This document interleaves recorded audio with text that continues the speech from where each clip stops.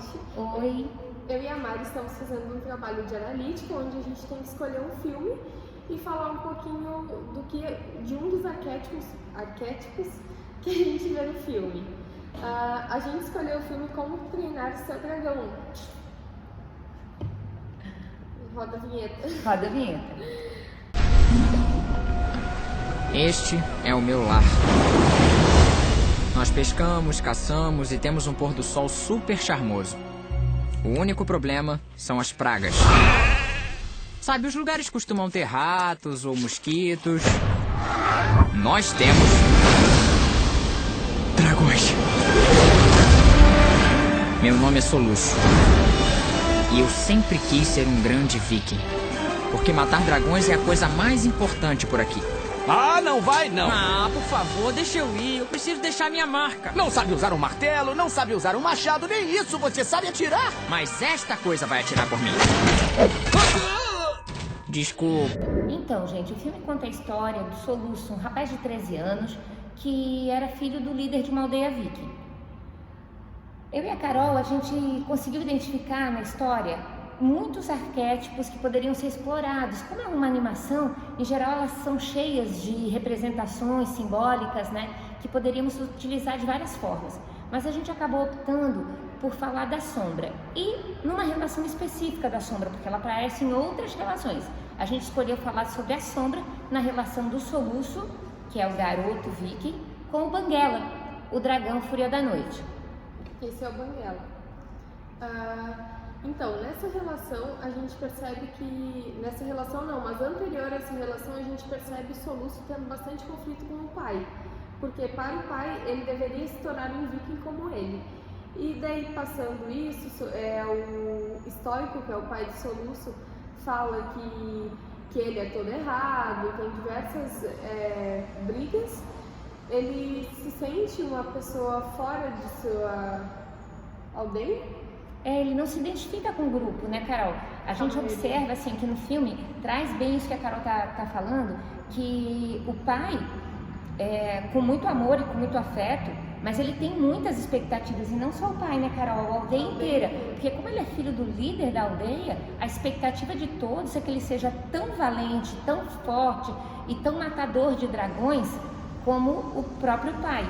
E o pai também tem essa expectativa porque pensa em tê-lo como sucessor. Sim, e quando ele toma consciência de que Soluço não vai se tornar o seu sucessor, ele fica bem triste com o Soluço. E daí, passando um tempo, ele vai tentar matar um dragão, capturar. Tu assistiu o filme mais que eu, Mari. Então eu vou ajudar. Aí então o que acontece? O pai e a aldeia todos deixam muito claro que as qualidades, né, as características do Soluço, elas não são valorizadas na aldeia. Ele é um rapaz muito sensível, criativo, inventor, curioso, mas ele não tem as habilidades que eles esperam, né? Que ele não é um grande guerreiro, ele não tem interesse por armas, ele não é muito forte. A habilidade dele é diferente das habilidades dos outros. Com tanta reprovação do pai e da própria aldeia, né, do que era, na verdade, o inconsciente coletivo daquele grupo, das coisas que eram valorizadas naquela sociedade, o Soluço só tinha uma escolha e ele encarou ela, que era deixar de ser ele mesmo e virar o guerreiro viking que todos queriam. Então ele construiu uma máquina para caçar um dragão. E não podia ser qualquer dragão, ele escolheu o dragão mais temido que nunca ninguém tinha caçado antes, um Fúria da Noite. Ninguém nem tinha visto esse dragão ainda. E ele sabia que era esse o dragão que ele ia caçar e que isso ia deixar ele muito famoso. Então ele cria essa máquina, consegue capturar o dragão, mas dá uma desgraça na hora, que pega fogo em lugar e dá uma bagunça danada e ninguém acredita nele. E mais uma vez ele é constrangido, humilhado e desacreditado na aldeia. O próprio pai acredita nele. No dia seguinte, o Soluço acorda e com o objetivo de encontrar o dragão. Daí, chegando no meio da selva, ele vê o rastro do dragão que estava machucado. Ele viu que tinha conseguido acertar o dragão, como a Mari tinha dito, e vai lá e tenta machucar ele, arrancar a cabeça para levar pro pai. Ele estava com a faca na mão tentando matar o dragão e ele viu que o dragão tentou, de alguma forma não, ele fez assim. Ele fecha os olhos, né? Eles se veem, né, Carol? Eles se olham e se identificam o mesmo tipo de olhar, os dois assustados, os dois com medo. E na hora que ele pega a faca, ele vira o rosto, mas vai cortar o pescoço do dragão, o dragão fecha os olhos e se vira. E aí, né, Carol? O Soluço estava com medo de matar o dragão, porque não é da personalidade dele, da persona dele, do ego dele, self, fazer isso. e o dragão estava com medo de morrer, porque não conhece a história dos vikings, mas aí eles se identificam bastante, porque a reação deles se tornam bem parecidas. Nessa hora é onde eu e a Carol mais identificamos a sombra. A gente vê que naquela hora onde o Soluço olha para o dragão e vê o dragão com medo, assustado, ele não tem coragem de matá-lo, ele corta a rede que está prendendo ele, e o dragão que poderia atacá-lo, que tinha força para atacá-lo, também não ataca. Ele grita e foge. Ele sentiu naquele momento, eles criaram uma ligação, uma conexão, e o Soluço viu muito dele mesmo no Banguela. E aí ele procura para onde ele vai e fica intrigado com aquele ser que é tão fora de tudo aquilo, de todos os parâmetros que ele sempre soube do que era ser um dragão, de maldade, de crueldade, de destruidor, de matador, de demônios, que eram como eles eram vistos na aldeia. Como ele poderia ser tudo aquilo e ainda ter poupado a vida do Soluço? E à medida que ele vai conhecendo, ele vê que os dragões não são nada daquilo que os vikings acreditavam ser. E à medida que ele descobre isso, ele também percebe que tudo bem ele não ser exatamente aquilo que um viking supostamente devia ser.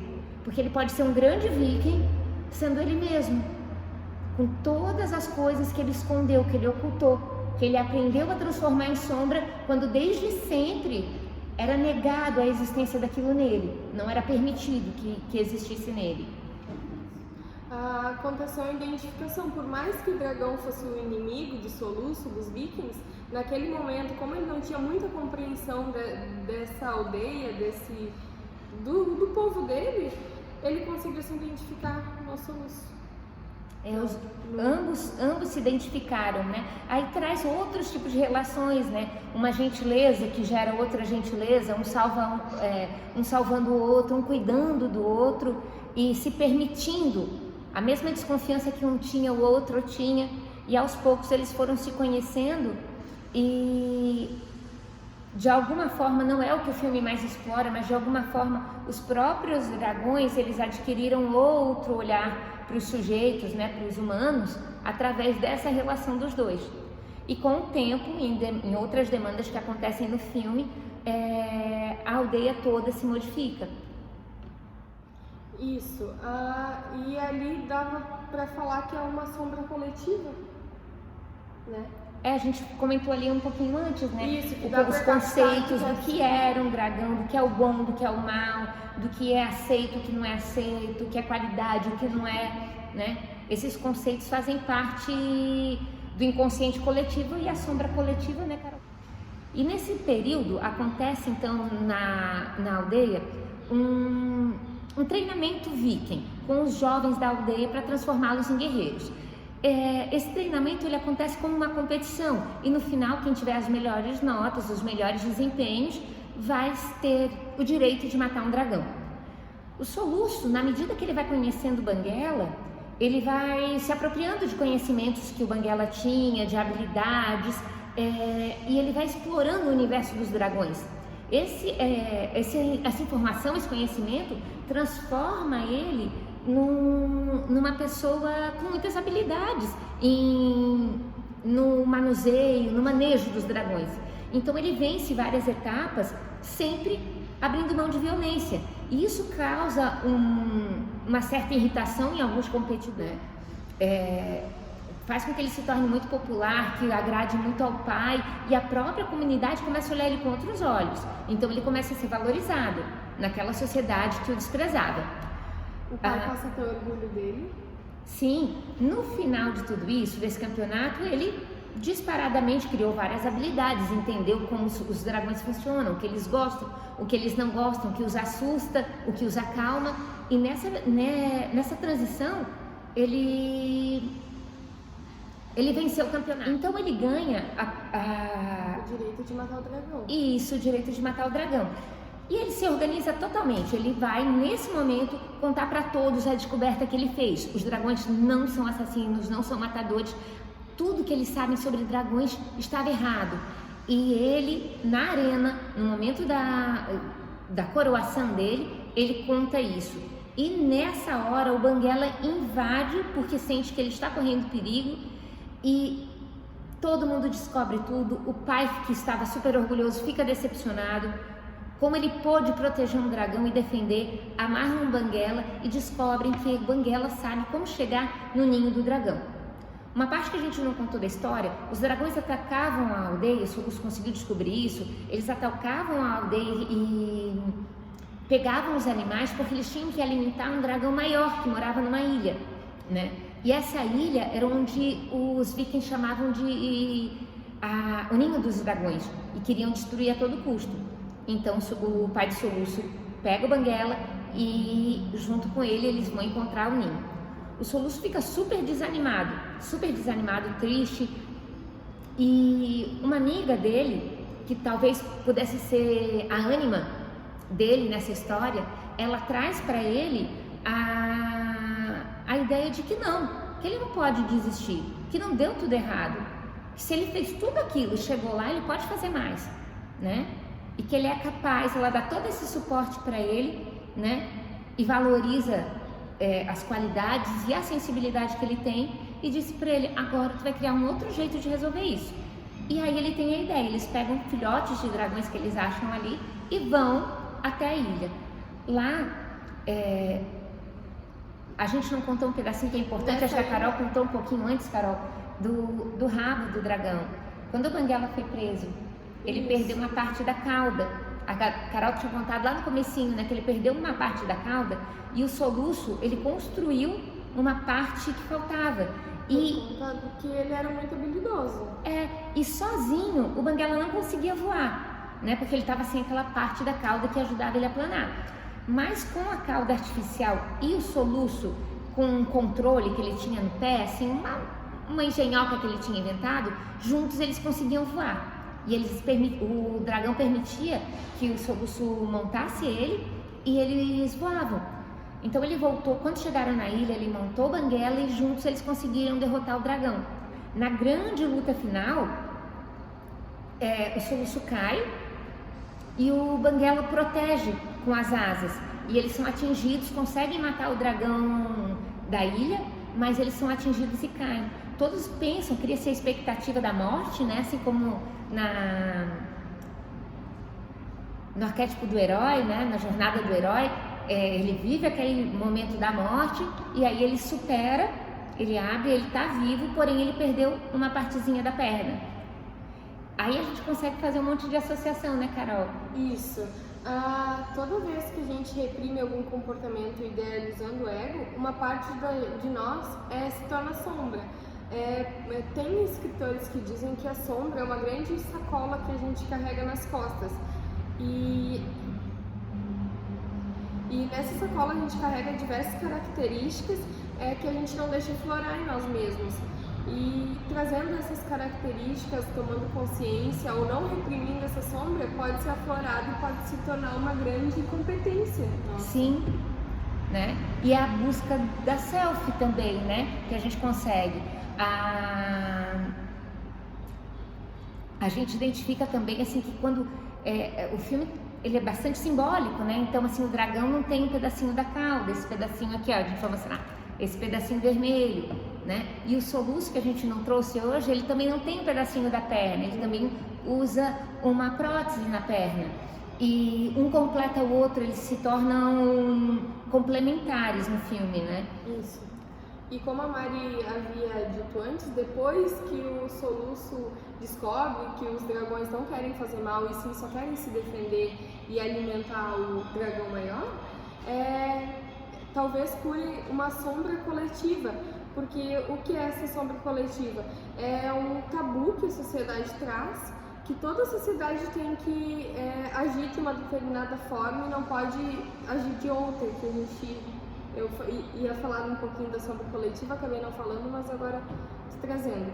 É meio que um tabu e ele conseguiu quebrar esse tabu e deixar a sociedade livre com essa nova forma de viver bem mais consciente, mais fácil e sem precisar estar em guerra o tempo inteiro. E mudou bastante a sociedade, né? Essa mudança dele. Quando ele se propôs a compreender os dragões e ele foi capaz de ver que se eles podiam ser tudo aquilo, ele também poderia ser tudo que ele realmente era. E ele se sentiu orgulhoso do que ele era, das suas qualidades, das suas habilidades, e ele provou que ele podia ser um grande viking com as suas habilidades que eram diferentes das dos demais. Ele se aceitou, ele conseguiu grandes conquistas e ele modificou a sociedade, porque com o passar do tempo, né, depois de toda aquela situação, os vikings e os dragões viviam em harmonia, já não eram mais inimigos. Graças ao soluço, ao Banguela, que ele conheceu o Banguela e conseguiu se enxergar e ali aflorar um pouco do que era a sombra, porque ele sempre ouviu que era errado, fugir do que é ser um viking. Essa é uma animação que eu já assisti 1 milhão de vezes, todos os 3, eu tenho meus filhos pequenos que adoram. A Carol assistiu pela primeira vez, mas também gostou bastante, né, Carol? Também gostei bastante quando a Mari veio com a proposta. A gente, na verdade, pensou igual em trazer uma animação, e quando ela veio com a proposta de como treinar o seu dragão, já era um filme que eu queria assistir, porque eu gosto de animação, então acabou unindo o útil ao agradável e a gente conseguiu fazer desse filme e eu achei bem legal, uma experiência muito boa. Obrigada, gente. Esse foi o nosso trabalho. Tchau! Beijo!